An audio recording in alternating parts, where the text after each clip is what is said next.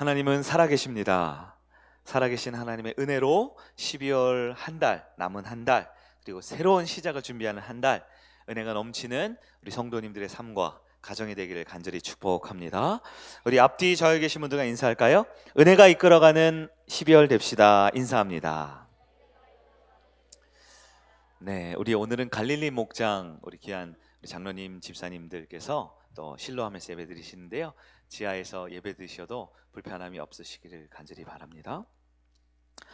습관이라는 것은 굉장히 무서운 것입니다. 한번 습관이 들면 내가 생각하거나 이성적 판단을 하기 이전에 먼저 이렇게 시작하는 것, 그것이 습관이에요. 공부를 잘하는 학생들은 공부를 잘할 수밖에 없는 습관을 가지고 있는 것을 보게 됩니다. 한편 공부가 좀 부족한 학생들은 그런 습관을 갖지 못하는 것이지요. 우리 이 자리에 우리 다음 세대 친구들도 있고 우리 또 고등학생도 있고 한데요. 여러분, 공부는 잘해야 하는 것이죠. 네, 지금 성적을 잘 받으라라는 것만 말하는 것이 아니에요. 공부는 잘할 수 있어야 합니다. 왜냐하면 공부라는 것은 배움의 길이고, 배움이라는 것은 내가 아직 더 배워야 한다라는 겸손한 신앙의 태도이기 때문입니다. 공부를 잘해야 돼요. 근데 공부 못하는 학생들은 잘 못하는 분명한 이유가 있어요. 오늘 공부해야지. 이제 수능이 얼마 안 남았어. 이제 기말고사 얼마 안 남았어. 공부해야지. 이렇게 다짐을 하고 책상에 딱 앉습니다. 근데 공부를 잘 못하는 학생은 책상에 딱 앉으면 보통 책상에 정리가 돼 있어요, 안 돼 있어요?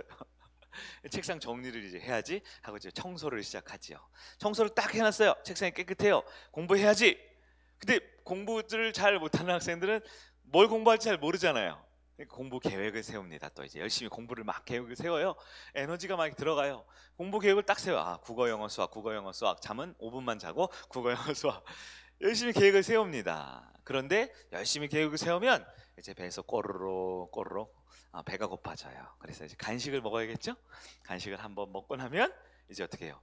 몸도 피곤하고 청소도 했겠다. 계획도 세웠겠다. 배도 부르겠다. 이제 엎드려 자기 시작하는 거예요. 제가 드린 말씀의 핵심은 무언가 잘하는 사람들은 그 잘하기 위한 습관을 가지고 있다라는 거예요. 제가 지난주에 뉴스를 보니까요, 이번 2021년도 대학 수학능력시험 만점 맞은 사람이 한 명 있었대요. 만점자가 한 명. 그 여학생 인터뷰하는 걸 제가 여러 번 보았어요. 여러 번. 왜 보았냐면 그 가운데 아주 영적인 진리가 많이 들어있더라고요. 그 학생이 이제 이미 작년에 수능을 보고 대학을 다니는 반수생이라 그러더라고요. 그러니까 2021년도 1학기는 대학을 이게 다녔고 2학기부터 공부를 시작했는데요. 이분이 이 인터뷰를 보니까, 만점 맞은 사람의 인터뷰 보니까 습관의 힘이 확실히 있더라고요. 자기가 공부를 이렇게 잘하기 위해서, 성적을 잘 내기 위해서 잘 정답을 맞추는 이 습관, 루틴을 자기의 삶에 만들어 놨어요. 자기가 생각에 자기는 이게 굉장히 이게 무계획적이고 잘 규칙적이지가 않았더래요. 그래서 결단을 한 게 기숙사 학교 있죠. 기숙사 학교에 들어갔대요.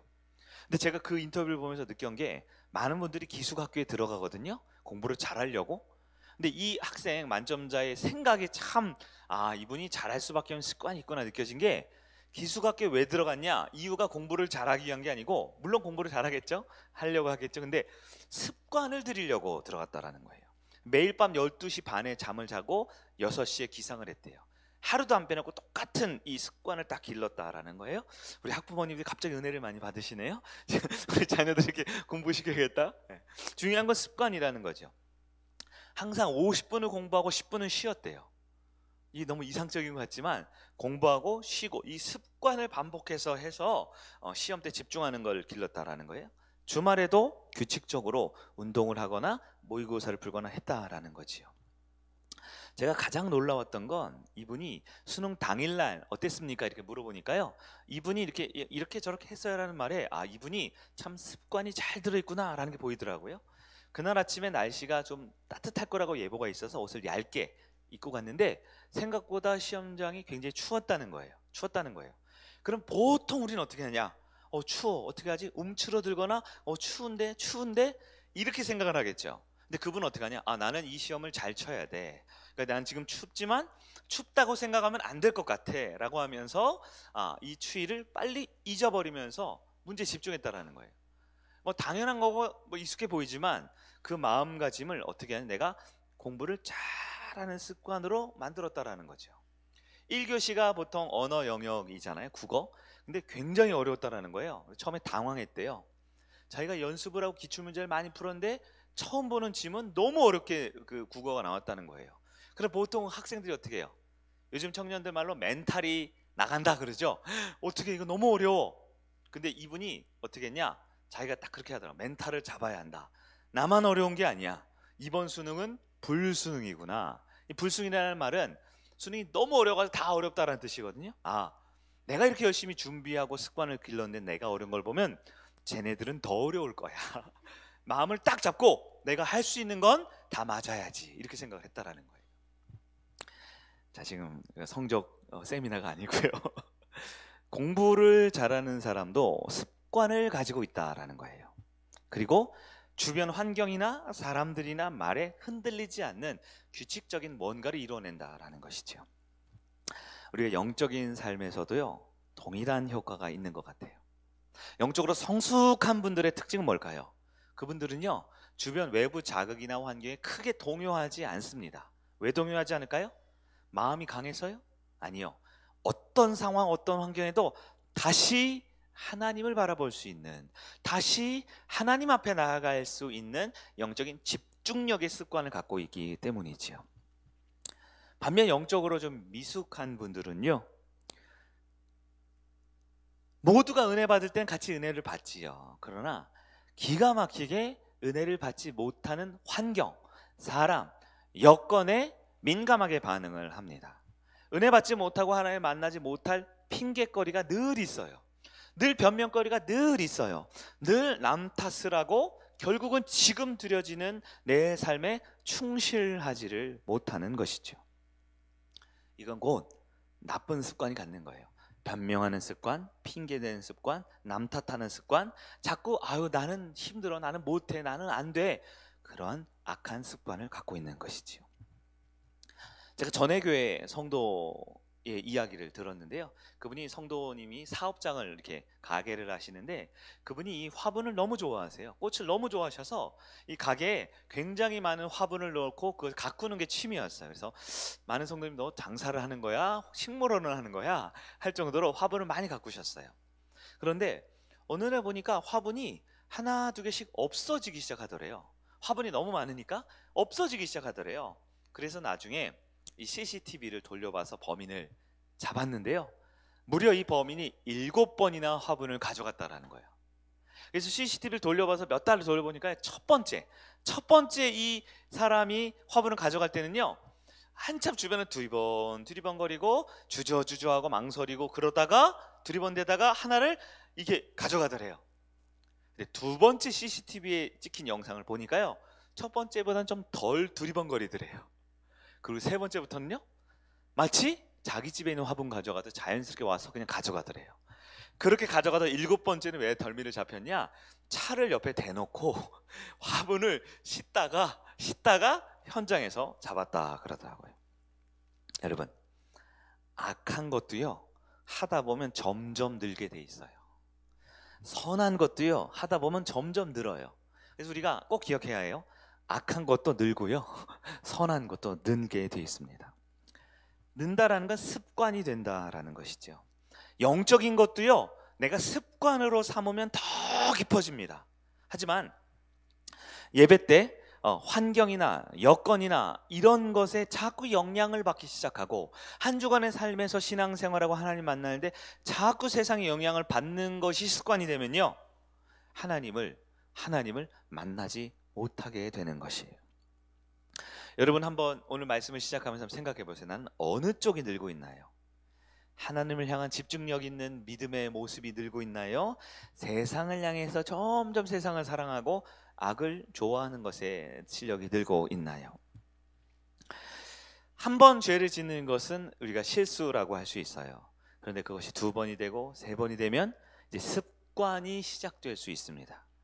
그래서 우리 교회에서도요, 주일날 예배를 한 번 빠지는 것까지는 제가 아무 얘기 안 하죠, 보통. 근데 2번 연속 교회를 안 오시면 제가 전화를 하기 시작해요. 한 번은 우리 성도님들의 자존심을 제가 세워드리려고 모른 척하지만, 왜냐면 2번째부터는 습관이 시작되거든요. 그리고 3번, 4번 되면 이게 라이프 스타일이 돼요. 내 생활 방식이 돼버립니다. 문제가 있을 때마다, 어려움이 있을 때마다 하나님이 아니라 세상과 가까워지어서 문제를 해결하라는 것, 그런 습관을 가지면 안 된다라는 거예요. 오늘은 요셉 8번째인데요, 은혜의 열매라는 주제로 말씀을 볼 텐데요, 은혜의 열매는 어떻게 나올까요? 신앙의 습관, 은혜 받는 습관이 있을 때 열매가 맺어진다라는 것을 여러분 기억하셔야 돼요. 자, 요셉이 변화가 됐습니다. 첫 번째로 어떻게 변화가 됐을까요? 그것은 하나님의 역사였습니다. 하나님의 한순간의 변화가 아니라 긴 역사였어요. 자, 여러분 생각하시기에 성경 인물 중에 가장 위대한 사람이 누구인 것 같으세요? 성경 인물 중에 가장 훌륭한 사람, 가장 위대한 사람, 누구라고 생각합니까? 네, 제가 성경을 보면 볼수록 조금 교만한 마음이지만 성경은 아무리 들여다봐도요, 위대한 사람은 단 한 명도 없는 것 같아요. 훌륭한 인물은 단 한 명도 없어요. 성경에는요, 위대한 하나님밖에 없습니다. 하나님의 위대한 역사밖에 없어요. 위대하지 못하고 평범하고 오히려 죄의 습관에 가진 아브라함과 이삭과 야곱과 요셉 같은 사람도 변화시키시는 위대한 하나님밖에 없는 것 같아요. 요셉이 변화됐습니까? 요셉은 위대한 사람이 아니죠. 그러나 위대한 하나님을 만나고 그 악한 습관에서 오랫동안 연단받고 준비되니까 아름다운 습관으로 변화되어서 열매를 맺기 시작했다라는 것이 성경의 이야기예요. 그래서 우리가 연중에는 야곱 설교도 들었고 요즘에는 요셉 한 2달 듣고 있는데요, 야곱, 요셉 다 같은 이야기예요. 그들에게서 뭔가 선하고 아름다운 것을 배우고 본받는 것이 아니라 그들을 바꾸시는 하나님을 나의 하나님으로 믿는 것이 우리 그리스도인의 신앙의 정체성이다라는 것이지요. 요셉을 보십시오. 극적인 변화가 있죠. 왜냐하면 부잣집 막내 아들에서 아주 철없고 개념 없고 사람들을 무시하고 멸시하는 그런 사람에서, 감정 헤아리지 않는 그런 못된 아이에서 민족을 구하고 형들을 용서하고 하나님의 역사를 이루는 사람으로 변화됐잖아요. 근데 이 못된 11번째 아들에서 애굽의 총리가 돼서 형들을 받아들이는 과정까지 우리가 보기에는 설교 듣기는 2달, 성경으로 한 10장 정도밖에 안 됐죠. 그러나 여러분, 요셉의 입장에서는 그게 최소 10여 년 이상 걸린 거예요. 우리 지난 오후에 야곱 설교를 다시 한번 들었잖아요.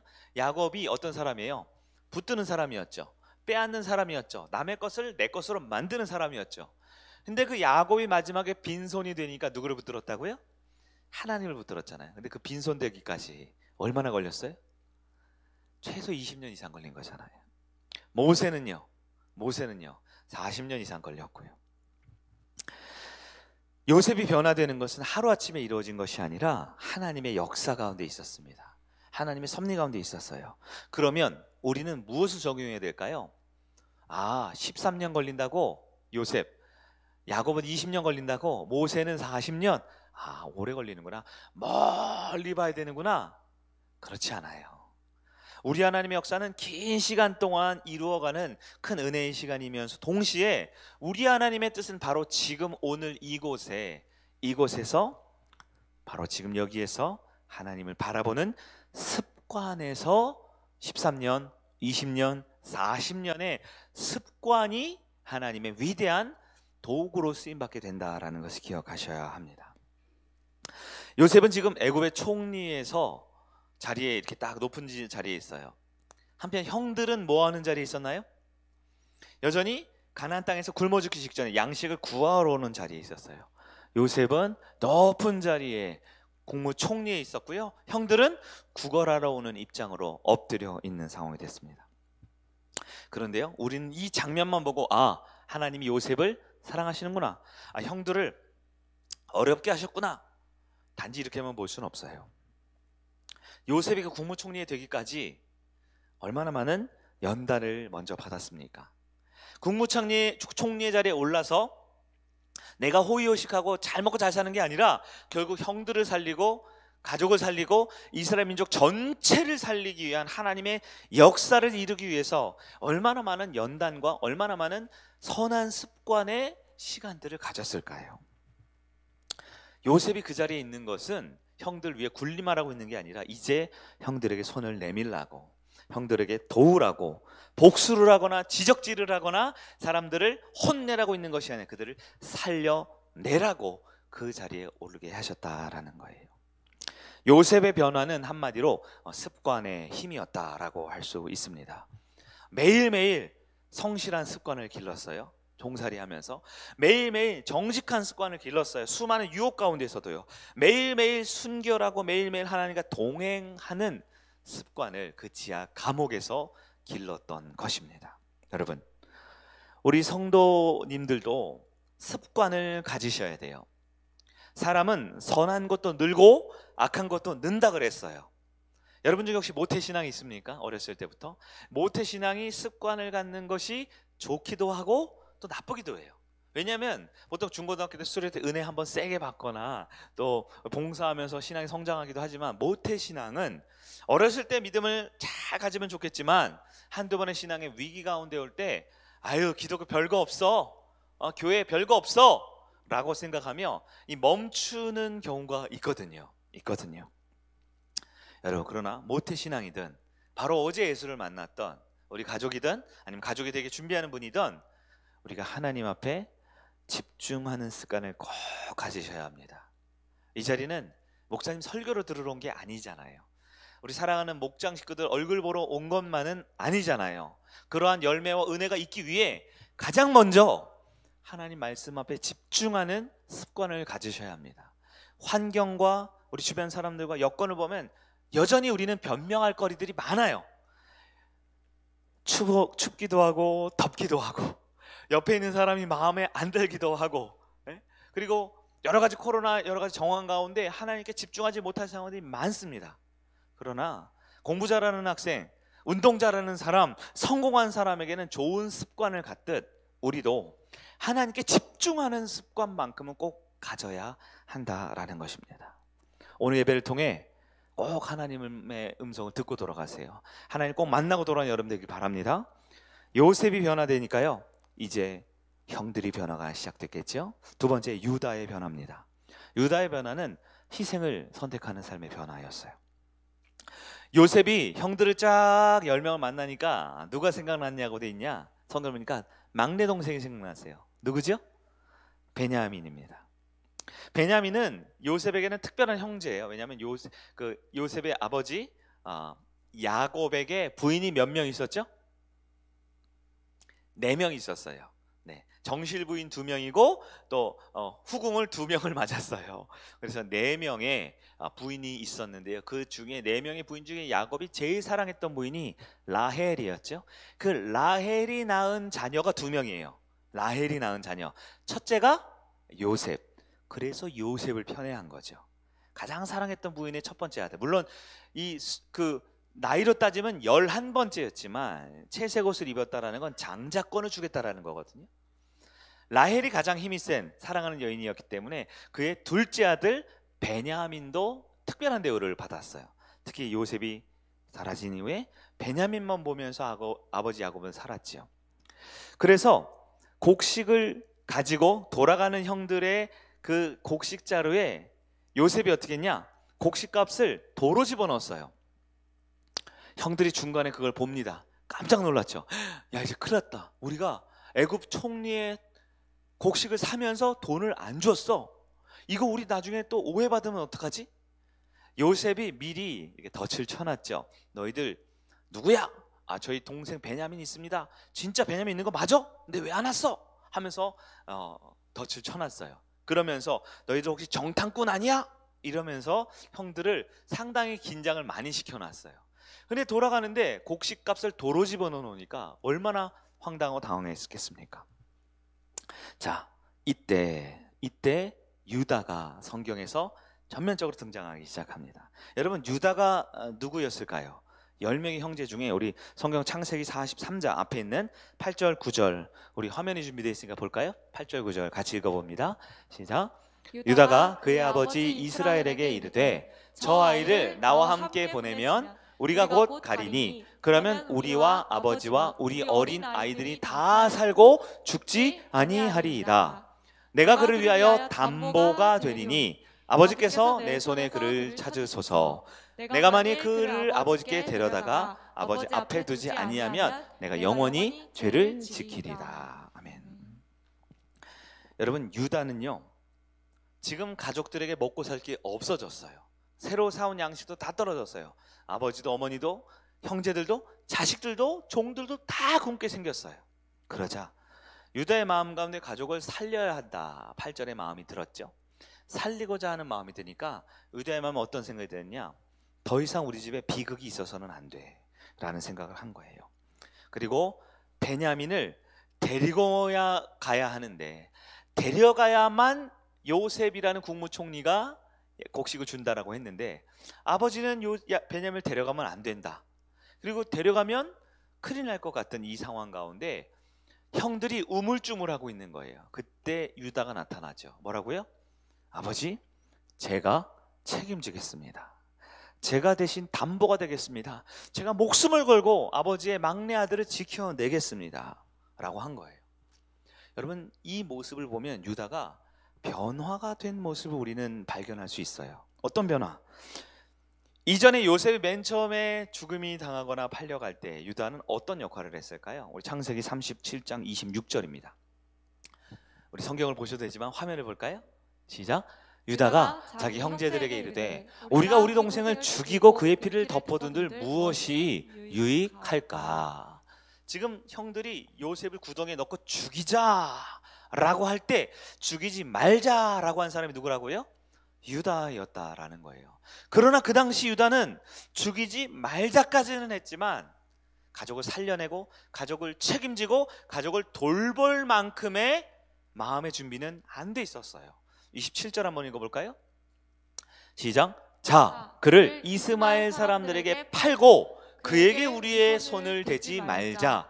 그는 우리의 동생이요 우리의 혈육이니라 하매 그의 형제들이 청종하였더라. 유다가 한 게 뭐예요? 그는 우리의 동생이야. 그는 우리의 피부치야. 그러니 어떻게 우리가 죽일 수 있어? 그러니 이스마엘, 즉 아라비아 상인들이거든요. 이집트로 가는 상인들에게 그냥 노예로 팔자라고 말했던 거예요. 아마 유다는 죽일 생각은 없었겠지만 그의 마음 가운데 미움은 있었겠지요. 그래서 절충안을 내는 게 뭐예요? 그냥 요셉을 팔자라는 거예요. 여러분, 이 요셉을 아라비아 상인에게 팔았던 것이 무슨 일이죠? 바로 이스라엘 백성이 입회국하게 된 결정적 계기가 된 것이지요. 여기서 보면 유다의 변화를 볼 수 있습니다. 유다는 처음에는 미숙한 상태였어요. 죽이면 안 돼까지는 됐지만 이 아이를 지켜주고 책임질 것까지는 아닌 상황이었죠. 그러나 이제 약 13년, 15년이 지난 지금은 어때요?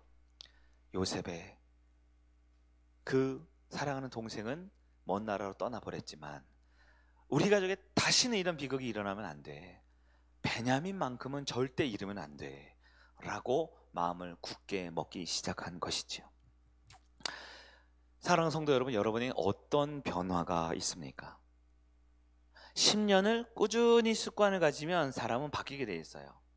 운동을 생각해 보세요. 운동을 매일매일 헬스, 이 러닝머신하고 이 웨이트 트레이닝하고 10년 동안 해보십시오. 쉽지 않지만 하면 어떻게 될까요? 분명한 거, 그걸 안 하면 저처럼 된다라는 겁니다. 운동을 안 하면 저처럼 되겠죠. 그럼 매일매일 꾸준히 운동을 하고 습관을 가지면요, 우리 권사님들 중에는 80이 훌쩍 넘으셨는데도 매일 운동하는 권사님들이 많이 계세요. 얼마나 건강하세요. 같이 짜장면을 먹으면 저는 반도 안 먹었는데 벌써 뚝딱 한 그릇 드시고 빨리 가자고 하는 권사님들도 있어요. 좋은 운동의 습관이 건강한 오늘을 만들어 내시는 거죠. 공부하는 학생들도 마찬가지죠. 10년 동안 한 과목을 드립다 파보십시오. 그러면 여러 가지 그 국가고시나 시험에 합격을 할 확률이 높아지겠죠. 어떤 일을 10년 동안 습관을 들이면 변화하게 되어 있습니다. 반대로 어떤 일에 아무런 변화 없이 10년 동안 그 자리에 그대로 있다. 그러면 사람은 멈춰 있는 것이 아니라 반드시 악한 습관이 만들어지게 되어 있어요. 우리가 성일교회에서 예배를 매주 드리잖아요. 예배를 드릴 때마다 여러분에게는 하나님을 만나는 습관이 자리 잡고 있습니까? 하나님을 만나기 위한 습관이 자리 잡고 있지 않으면 반드시 교만한 습관이 자리 잡게 돼 있어요. 말씀의 은혜를 받는 분들은 계속 은혜를 받고요, 말씀을 한쪽 귀도 듣고 흘려보내기로 결단한 분들이 있어요. 그런 분들은 아무리 변화가 시간이 오래돼도 변화하기가 어렵다라는 거죠. 여러분 어떤 습관을 가지고 있습니까? 하나님 앞에 은혜 받는 습관, 어떤 환경과 여건에도 변하지 않고 하나님의 뜻을 따르는 습관을 가지고 있습니까? 하나님과 동행하면 거룩한 습관이 늘어나게 되어 있습니다. 하나님과 함께하면 영적인 변화는 반드시 있게 되어 있어요. 여러분 혹시 악한 생각을, 열등감을, 또한 다른 사람과 비교하는 마음을, 이 사람이 나를 해코지 않을까라는 늘 그런 부정적인 시간을 갖고 있으면 여러분 좋은 열매를 맺기 어렵습니다. 하나님 앞에 비록 유다와 같이 처음에는 완전하지 못한 판단, 그래서 죽이지는 않았지만 요셉을 팔아넘기겠다라는 생각 정도밖에 못했던 유다지만 이제 다시는 형제를 잃지 않겠다라고 그 변화의 시작을 갖는 여러분 되길 바랍니다. 그랬던 유다는 어떻게 됐냐? 마지막 세 번째로 형제를 팔았던 자에서 형제를 살리는 자로 변화되었다라고 성경은 말하고 있습니다. 유다는 형제를 팔았던 자였죠. 그러나 이제는 모두를 살리는 자로 변화되었어요. 창세기 43장 가면 드디어 베냐민 포함해서 애굽에 있는 모든 곡식을 사러 형제들이 다 움직입니다. 그때 베냐민을 만나고 요셉이 이제 돌려보내죠. 돌려보낼 때 무슨 일을 했냐? 오늘 본문이 그거였어요. 베냐민의 곡식 자루에 은잔을 집어넣었던 거예요. 은잔, 아주 중요한 상징이죠. 네, 은잔, 은잔 하면 누가 생각이 나야 되는데, 하나님께서는 요셉을 통해 그 베냐민에게 은잔을 집어넣게 만들어 놓으셨어요. 그리고 다시 그 모든 형제들을 다시 잡아온 요셉, 뭐라고 합니까? 이제 내 은잔을 훔쳐갔으니 그 사람을 내 종으로 삼겠다, 이렇게 하죠. 그때 아까 변화가 시작된 한 사람이 있었죠. 누구였나요? 유다입니다. 창세기 43장 31절 33절입니다 31절부터 33절까지 우리 함께 보도록 하겠습니다. 시작. 아버지가 아이의 없음을 보고 죽으리니 이같이 되면 종들이 주의 종 우리 아버지가 흰머리로 슬퍼하며 수올로 내려가려 함이니이다. 주의 종이 내 아버지에게 아들을 담보하기를 내가 이를 아버지께로 데리고 돌아오지 아니하면 영영이 아버지께 죄의 짐을 치리다 하였사오니 이제 주의 종으로 그 아이를 대신하여 머물러 있어 내 주의 종이 되게 하시고 그 아이는 그의 형제들과 함께 올려 보내소서. 아멘. 글씨 다음 주엔 좀 더 크게 키워주세요. 제가 저게 잘 안 보이네요. 네, 죄송합니다. 형제를 버렸던 유다였어요. 형제를 팔아넘긴 자. 근데 이제는 어떻게 해요? 베냐민을 살리기 위해 누가 종이 되겠다고요? 내가 대신 종이 되겠다라고 결정한 거예요. 유다의 결단이 뭡니까? 다시는 형제를 버리지 않겠다라고 결단한 거예요. 다시는 내 아버지께 슬픔을 드리지 않겠다라고 말한 거예요. 차라리 내가 죽겠다, 내가 희생하겠다, 내가 책임지겠다라고 변화되었던 거예요. 그렇게 유다가 결단하니까요, 이어지는 45장에 어떤 일이 벌어지죠? 요셉이 더 이상 이 형들의 마음을 알아버린 요셉이 더 이상 참지 못하고 자신을 밝히고 형제들과 화해하는 역사가 시작되었다라는 거예요. 여러분, 유다의 후손으로 오신 한 분이 있습니다. 바로 예수 그리스도이시지요. 예수님도 형제의 아픔과 고난을 더 이상 좌시하지 않겠다 결단하셨어요. 예수님도 형제를 대신하여 내가 죄인이 되겠다 하셨어요. 형제를 대신하여 내가 대신 십자가에 달려 죽겠다 하셨어요. 형제를 대신하여 내가 책임지는 삶을 살겠다 하셨어요. 여러분, 우리는 어떠한가요? 여러분은 신앙생활 하면서 2021년도 이제 마지막 달을 갈무리하면서 누군가를 위해 대신 희생해 본 적이 있으세요? 누군가의 고통을 함께 나누고 함께 감당하겠다라고 결정해 본 적이 있으세요? 나보다 연약하고 부족한 이들을 위해서 내가 희생하더라도 내가 책임지겠습니다 하고 결단한 적 있으세요? 많은 성도들이 코로나의 상황 가운데 하나님의 뜻을 알지 못하기에 죽겠다 힘들다 자기가 세상에서 가장 힘들어요. 자기가 세상에서 가장 손해봤어요. 자기가 세상에서 가장 억울해요.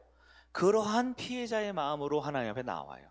그러니까 맨날 힘이 들지요. 맨날 어렵죠. 그러나 유다는 그렇게 하지 않았어요.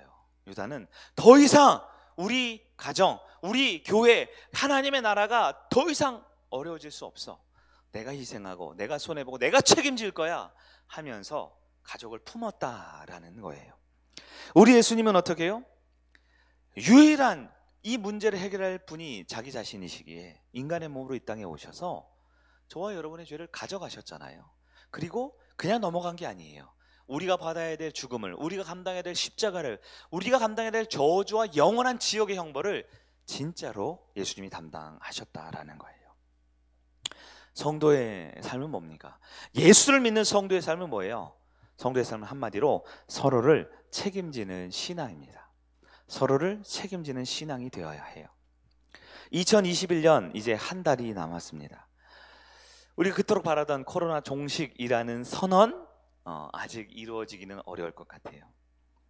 그러면 우린 눈앞에 있는 전염병의 위기, 또 경제적인 위기, 이 위기의 상황들 앞에 늘 두려워하고 흔들리면서 내가 피해자야, 내가 손해봤어, 내가 제일 어려워, 내가 제일 힘들어 하면서 그렇게 형제들이 고난당하고 죽어가는 모습 가운데 나만 살겠다라는, 전혀 성경적이지도 않고 전혀 주님의 뜻과 달리는, 전혀 이 세상의 방법대로 사시겠습니까? 저는 이 코로나의 시기를 보면서 하나님께서 우리가 서로를 책임지라고 주신 시기다라는 생각을 갖게 됐어요. 서로의 아픔과 상처와 고난을 서로 감당하고 함께 울고 함께 붙들어주는 시기가 우리 가운데 주어졌다라는 생각이 들었어요. 여러분, 우리 주변에 있는 형제 자매들을 위해서 이제 기도를 시작해야 합니다. 공동체에 어려움이 있으면 돕기 시작해야 하고요, 섬기기 시작해야 돼요. 우리 가족 중에 힘들어하는 분들이 있으면 비난하고 왜 그랬니? 너 똑바로 살아라 하기 전에 그들을 위해 기도해주고 품어줘야 될 것이 시작돼야 합니다. 유다는 동생 베냐민을 이제 더 이상 잃을 수 없어, 살려야 돼 하는 마음으로 대신 종이 되기를 선택했어요. 그러니까 문제가 해결이 됐습니다. 해결이 됐어요. 예수님께서는요, 이 땅에 있는 죽어가는 내 백성을 위해서 내가 대신 십자가를 져야겠다라고 결단하셨어요. 그러니까요, 저희를 모두가 영원한 생명을 얻을 기회를 얻게 되었어요. 이제 우리 차례이겠죠. 우리도 누군가를 책임져야 되고 누군가를 위해서 함께 울어야 되고 그들의 고난과 고통을 짊어져야 할 때입니다. 그렇게 우리가 결단을 하면 해결은 하나님이 하시는 거예요. 그게 믿음이고 그게 신앙 아니겠습니까? 하나님은 단 한 번도 우리 성도들에게 네가 네 문제 다 해결해, 네가 이 어려운 교회를 살리고 이 가정을 살리고 네가 이 어려운 나라를 다 바꿔 라고 단 한 번도 우리에게 무거운 짐을 주지 않으셨어요. 주님은 수고하고 무거운 짐진 자들아 다 내게로 오라라고 하셨습니다. 우리가 주님 앞에 나아가서 주님, 그렇습니다, 하나님이 하시지요? 이제 형제들의 아픔을 제가 감당하겠습니다. 형제들의 눈물을 제가 닦아야 주겠습니다. 그 결단을 하는 것, 우리 공동체를 향한 주님의 뜻인 줄 믿으시기를 바랍니다. 말씀을 정리할게요. 벌써 겨울이 5번째 왔습니다. 무슨 겨울이냐면 제 개인적인 이야기를 잠깐 하면, 제가 성일교회 부임한 지 이제 4년 반이 딱 됐더라고요. 4년 반. 네, 5번째 이제 겨울이 시작돼요. 내년 5월이 되면 이제 5년이 딱 되는 것 같아요. 네, 굉장히 긴 것 같으면서도 짧으면서도, 네, 보면 제가 그런 생각을 해요. 과연 나는 어떤 변화가 있었는가? 5년이면 이제 내년 5월이 되면 5년이 되니까 4년 반 5년이면 옛날에는 10년이 지나야 강산이 변하는데 요즘에는 5년이면 변하잖아요. 5년이면 아파트 단지도 들어오니까 어떤 변화가 있을까? 우리 성일교회 성도님들의 삶에는 어떤 변화가 있을까? 과연 우리가 거룩한 하나님을 바라보고 집중하는 습관이 우리 가운데 있는가 이런 생각이 들었어요. 그러면 또 한편으로는 4년 반 동안 우리가 새로운 성일교회가 이제 2기를 맞았는데, 그 중에 2년은 코로나 기간이었거든요. 2년 동안은 우리가 잔뜩 웅크려만 있었어요. 날개를 펴지도 못하고, 한 2년 정도 지나고 바로 코로나가 와서 2020년, 21년 거의 2년 내내 아무것도 못하고, 좀 뭔가 좀 하고 싶은데, 뭔가 날개를 펴고 싶은데, 근데 하나님께서 왜 저와 우리 성도님들에게 이 코로나 상황 가운데 우리 이렇게 움츠러들게 했을까? 왜 이렇게 갇힌 것 같이 지내게 하셨을까? 우리에게 서로를 책임지고 서로의 아픔을 달래주고 눈물이 나는 사람들을 눈물을 닦아줄 수 있는 그런 책임지는 관계가 되는 시간을 우리에게 주셨구나 라고 적용이 되었습니다. 부족한 부분이 우리 가운데 있습니다. 연약한 부분이 굉장히 많습니다. 못나하고 힘들어서 허덕이는 우리의 모습이 있습니다. 그러면 주님께서는 어떻게 하라고 하셨을까요? 책임지라고, 서로 손을 잡아주라고, 서로 함께 이 어려움을 하나님을 바라보면서 아름다운 습관으로 만들어내라고 우리에게 이런 시간을 허락하신 것 같아요.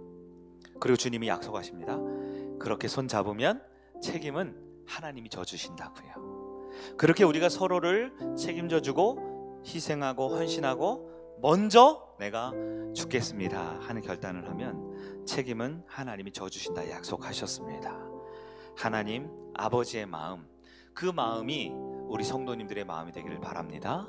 가장 어렵고 힘들고 눈물 나고 어두운 그곳을 향한 하나님의 마음, 나보고 먼저 가라고 하신 그 아름다운 발걸음을 우리가 손잡고 먼저 갈 때 그곳에 하나님의 책임지시고 하나님이 축복하시는 열매가 있걸 믿고 함께 나아가는 우리 성일 가족 되기를 주의 이름으로 축원합니다. 아멘. 우리